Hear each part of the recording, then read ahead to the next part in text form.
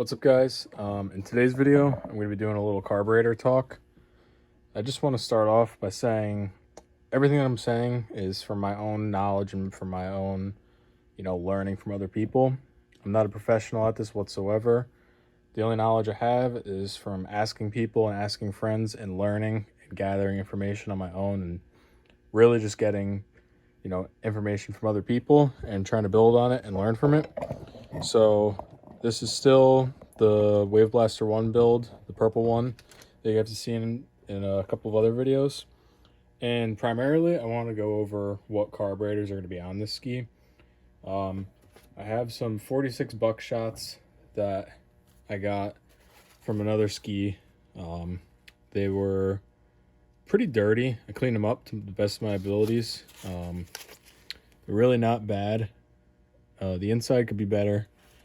But on the inside, actually, the carburetors are perfect. I did some rebuild kits, so they are perfect now. Hopefully, fingers crossed, I could get them tuned right. I have another set of my Superjet that I got running pretty well. This ski, as of right now, I wrote down, I want to leave the jets that were in it because before it was on a Waverunner race boat. So maybe the person that had it before tuned was better than my tuning capability, so I'm kind of doing it as a trial run. Basically, they're buckshots with a main 110, as you can see, 130 pilot, 2.5 needle and seat. The spring, I really couldn't tell. It looked like a 65 gram spring to me with a pop off of 12 psi, so it really put it around that 65 gram with the 2.5 needle and seat.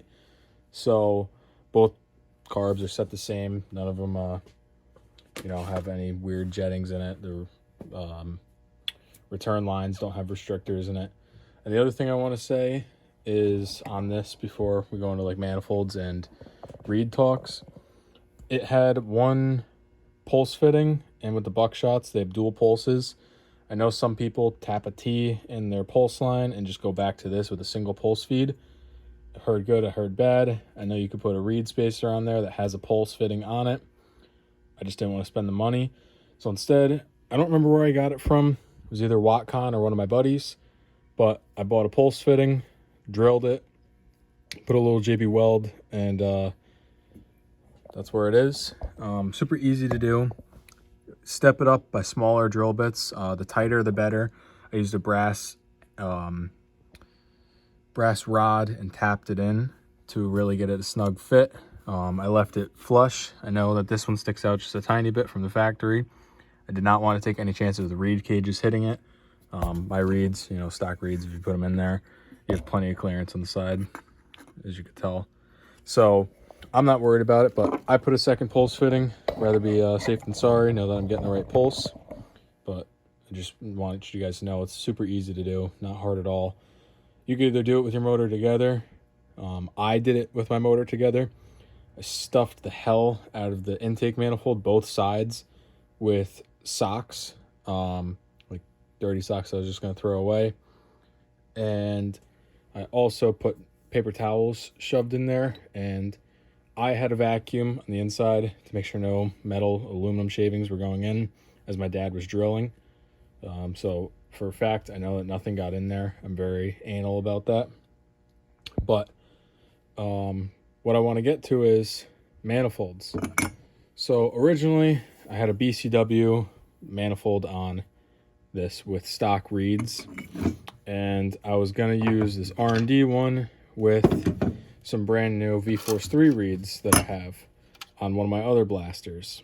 And after talking with my dad and mulling it over, he really advised me to put the better reeds on this motor. This isn't going to be my primary running blaster. It's kind of the backup boat for now. But on my other blaster, it's my quote-unquote, spec boat. And I rather put boys and rad valve setup. I'd rather spend the money and put it on there and do it right. And I also I don't know. I mean, even though they look good, all the reeds are closed, you never know. They are 30 years old. You don't know how hard someone rode a ski, and you just don't know the history. If one of these breaks off, I've had it happen on my Superjet, and goes inside your motor, it's not good. You're going to be rebuilding it. So basically, I want to go over these and what I did to them. So these originally had transfer ports in them. I've heard good and bad about filling them.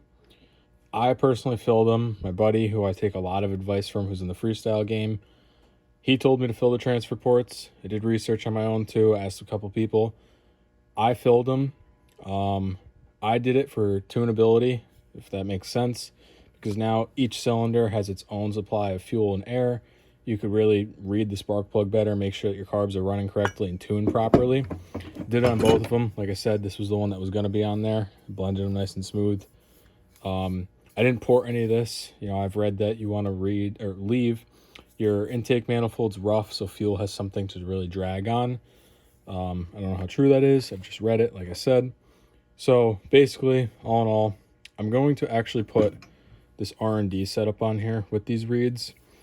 vforce 3 reeds come with 2 different types of stuffers. They come with a smaller stuffer, and then they come with a wider stuffer. Now, even though the smaller stuffer may look better on there, when you put your reed on like this, you know, with a rough amount of bolts in it, just so you get, God, if I could do it. If you put this somewhat, oh my God, go together, you bastard. Jesus. So if you put this together, that, you know, it's not going to slide around and look in to where your fuel and air is going to be flowing. God, I'm never going to get this on camera. You can see in that back corner. Oh, I'm trying to zoom in. Right there. And on this corner, and, you know, you can imagine the uppers too. Fuel and air could be hitting that as a lip. And if you look, there's a lip down there, and there's also a lip on the upper side. You can't see it on camera. I could feel it with my thumb. Fuel and air could be hitting that as a ridge, which won't be good. So as much as it looks like these smaller stuffers are going to work, I personally rather go with this. It's a little bit of something, I guess, to stuff the reeds, but, you know, all the corners will flow perfectly in the top and bottom. It'll have the perfect amount. So I'm going to put these on, this R&D. They don't match up well at all with these. I mean, I don't like it personally. You know, you could put it on, the corners are going to be cut, the top still has a lip, and if you go small, then you're really, you know, limiting in there a lot. So the BCW manifold would have been nice with stock reeds. You got free flow, perfect. But with these vforce ones, like I said, I'm going to put the R&D one on. I'm going to opt out of the smaller reed stuffer, go with the bigger one. Just ease of mind. I know that I'm getting a clear airflow. Clear airflow and fuel flow. So we're going to go ahead, pause the video really quick, get all my gaskets set up because my workbench is a mess, and get this going real quick for you guys. One thing I want to show you guys really quick also, I don't know if I should be doing this or not, but I've heard that when you put these vforce 3 reeds on, that trying to get the gasket on the front is extremely hard to do. So if you look, there's these notches up in the corners, and when you really like slowly try to put it on, you can see that it's putting a lot of tension in the gasket to the point I've heard of these even ripping. So what I did off camera was I took, you know, you don't have to do it on the back side of the reeds because it'll match up perfect and you're not really sliding it over anything. But I took the other two and cut the corners out. So if you look, you know, one on top of the other, you can see that I literally just notched the corners. Not crazy. This one I guess I could clean up, but it doesn't need to be perfect.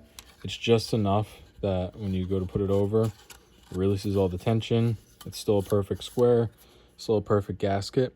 You know, those corners don't really need to be sealed. It's just all about, you know, this mating surface to your cases. So that's one little tip that you guys could do when you put these on. And then, like I said, the back side, you're just going to put them on. You don't have to worry about cleaning anything up. Doesn't block any of the porting. Doesn't matter because it's not really sliding roughly. So did it for this one also. Same thing. notch the corners. Best way to do it, I found, just got a little X-Acto knife, cut them out, and then really I was just going like this and gently cleaning it up and, you know, scraping, not scraping, but cutting through it. So anyways, little tip, I don't know if it's needed. I personally didn't want to have to rip a gasket and try to source one and contact vforce, so that's what I did to fix it. But I'm gonna get back to it and get these things set up in the cages. So with these reeds, the cool thing is on a stock 701 setup, you actually have to put the gasket down, and then normally there's a metal plate that you'd put down also. Oh, you can't see that. So you'd put this gasket down, and then you would bolt your reed cages back up to here, and then I believe it went that you put a metal plate back down again. That way you could actually use your transfer port. But with these, I guess if I was using this manifold still, I just put a gasket down because the transfer port is blocked off, and I just bolt these back down with these Phillips head screws. They're very easy to strip, so take your time with them. But with the cool thing is with the vforce setup, all you need to do is put your gasket on, put them in place. Same thing, gasket on, put it in place, make sure that they're sitting flat, and then take your stuffers, make sure you're using the right size stuffer. Like I said, I'm going to be using the bigger one. Personally, it's just what I want to do. Like I said before, make sure that I have the right airflow. So you drop your stuffers in, and then take your other one, and then put your gasket down. Make sure that you have the gasket the right way, that the notches are up top and not on the bottom. And all you have to do after that, take your manifold, and I have studded manifold tip sticking out. So you take this, slide it on, and I already see one problem that I'm gonna have to address. My studs are not long enough. They were long enough before, now they're not. So I'm going to go dig in my hardware bin, see if I have any studs longer than these. That sucks, wasn't really thinking about that. And I really hope that my manifold bolts will be long enough.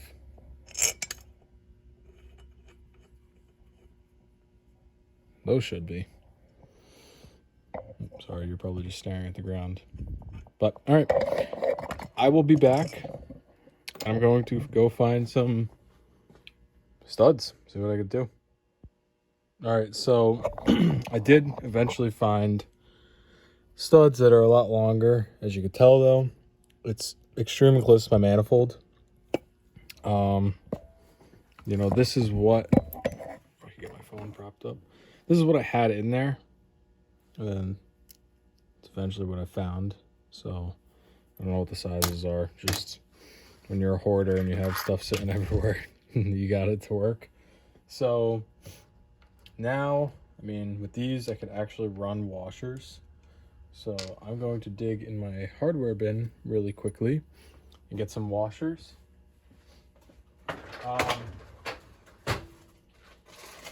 Also, on the side note that I'm talking about hardware, on my motor, you may notice that my head bolts are different. Okay. Oh my god. And my flywheel case bolts and these bolts for my intake manifold, they are all stainless, and I did get them from McMaster. I ordered a bunch. I do a bunch of motor work, as you can tell. Not really motor work, but I've built motors in the past, and I've wire wheeled all the blue paint off of my hardware because I'm like that. I don't like seeing, you know, discoloration from the motor when I powder coat motors. And to my knowledge, which I didn't know at the time,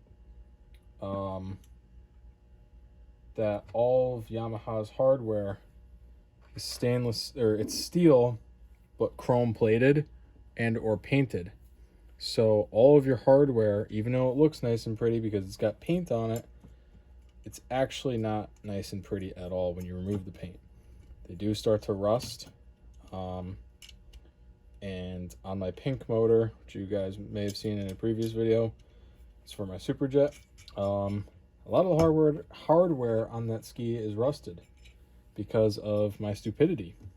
So I eventually went out and found a form or a Google Sheets chart on XH2O that someone put together. I don't know who it was, or else I would give them the credit, but they put together a whole spreadsheet that shows you all stock Yamaha hardware that you could go out and buy on the McMaster website. So highly advise you guys doing that if you like making your skis look pretty. So that's what I eventually ended up doing. It literally cost me nothing, and I bought an excessive amount. The other thing that I would advise you guys to do, I've been told not to, I've been told do it. On the girdle kits, if I tilt this up so you can see it, girdle kits, these are stainless steel. The washers are also stainless steel, but the nuts are chrome plated. So for me, I don't like that at all. When you put a torque wrench to it and torque it down to spec, you eventually crack the chrome plating, and lo and behold, you have rust all over your head. You could put painter's tape on the nuts when you're torquing them, do whatever you want. I just think it's a little BS that, you know, you're paying that much money for a girdle kit and they can't even give you stainless steel. It could just be me complaining, but I've also heard, back to what I was saying, when you go to buy stainless steel that it's not as strong as normal steel. So people tell me not to.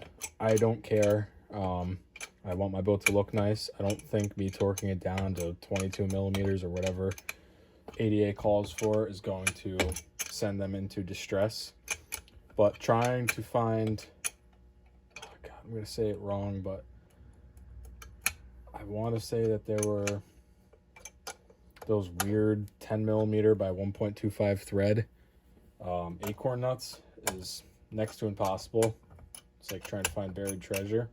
So I ended up going on the Nutty Company, which is just a company that you could buy hardware from, and they were able to track them down and purchase them for me. I ended up paying, it was close to like $2 a nut, maybe more.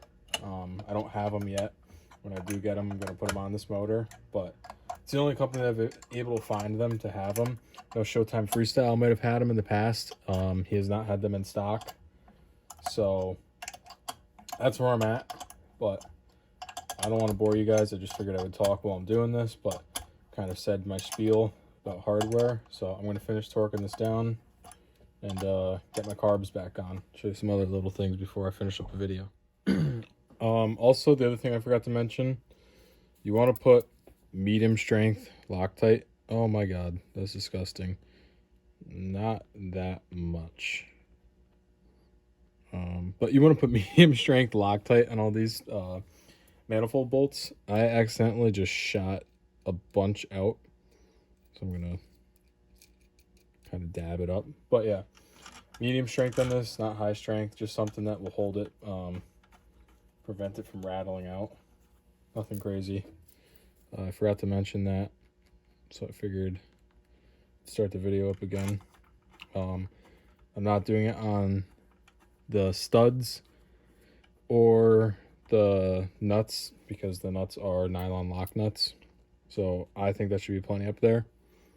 To each their own. And then there is no real torque spec on these. I mean, the manual says any 10 millimeter bolts should be torqued at a minimum to 5.8 foot-pounds, I believe. I could double check on that. I really don't know how true that is. A lot of people say, you know, since the manual doesn't have any specific torque ratings for these bolts, just to do them tight by hand To be honest, I think that's what I'm going to end up doing. I don't want to over tighten them, and I feel like, you know, I know a pretty good range of what it should be at. I'm not the type that's just going to crank on something till it strips. So I'm just going to tighten them by hand, by feel, so to speak. To each their own. You're more than welcome to do it to what the manual says, but like I said, I don't know how true that is, if that's what they meant by these. So as of right now, I'm just going to torque them down by hand and go from there. All right, so these are all torqued down by hand. You could see how close that is. I mean, there's still a space in between it, but damn, I got close. You could see why I went with these reed stuffers. If you look down, like I said, it's perfectly smooth at the bottom.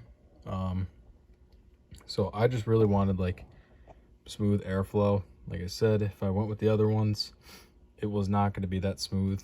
So it sucks that like the corners aren't perfect, but if I put these other reed stuffers in, the corners would be cut off. So I mean, technically I could have ground this down and port matched it, but I didn't want to get that serious. I mean, if it was a race boat, then yeah, I guess I would, but I'm pretty satisfied with just how it is.